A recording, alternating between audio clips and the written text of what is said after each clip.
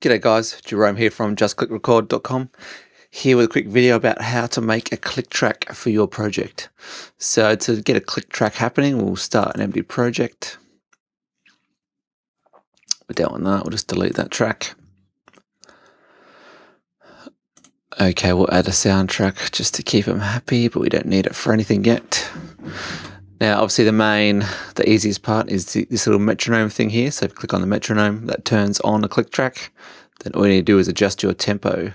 So for example, let's say I want 100 beats per minute. Double click there, press 100.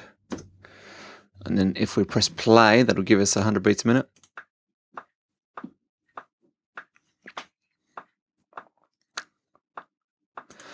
And it's also possible to add a tempo track, so you can see it up top. Then you can also use this to adjust it and check the sounds.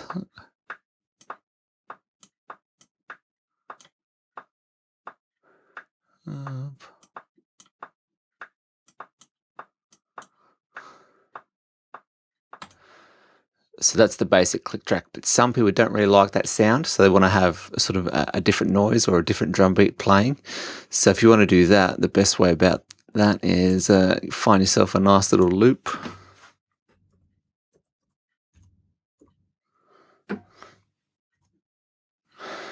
Oh, this is a nice one, I reckon, so we'll drag that over.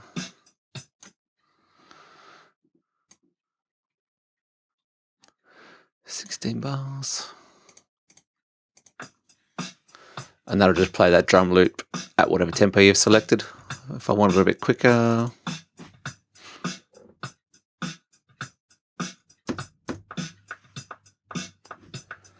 just restart it.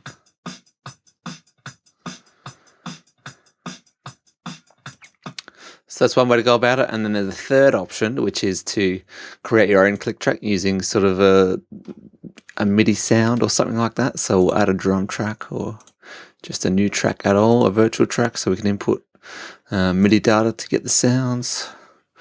I might go drum kit. Let's see if I got anything.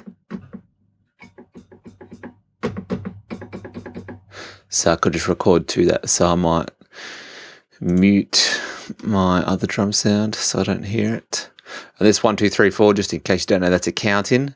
So that means it'll count to 4 before it actually starts recording. If you unclick it, it'll start recording as soon as you press that. But I do like a count in. So we've got 2, 3.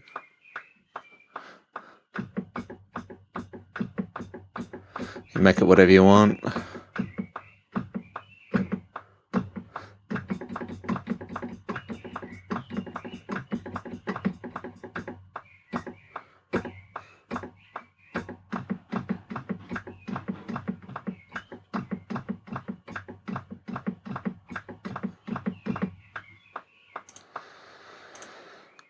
But obviously my time was a little bit out, so to get that in better timing, we can use quantizing now. It's a strange little feature.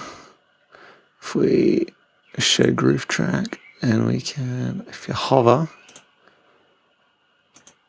do that. So when you hover, if you enable your groove track and then hover on the left hand side, you've got an option to click a star, and then we'll click that, and then down here you've got a little box you can tick.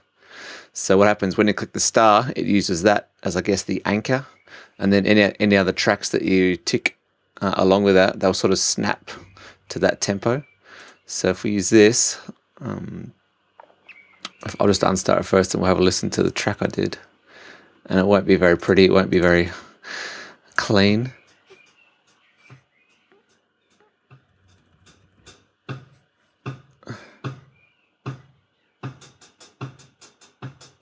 You can hear the timing is just not quite there.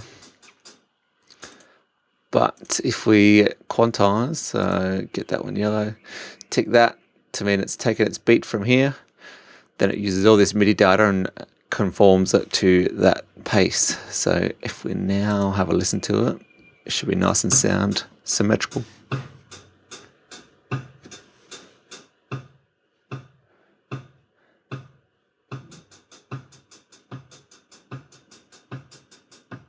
So from there, you can use that click track for your new song or your project, and you can drag it out to go for as long as you want. So that was 3 different ways that you can create yourself a click track. There was the stock standard one, there was a drum loop, or there was a custom one where you've made up your own. Hope that was of some use. Come and see us at justclickrecord.com.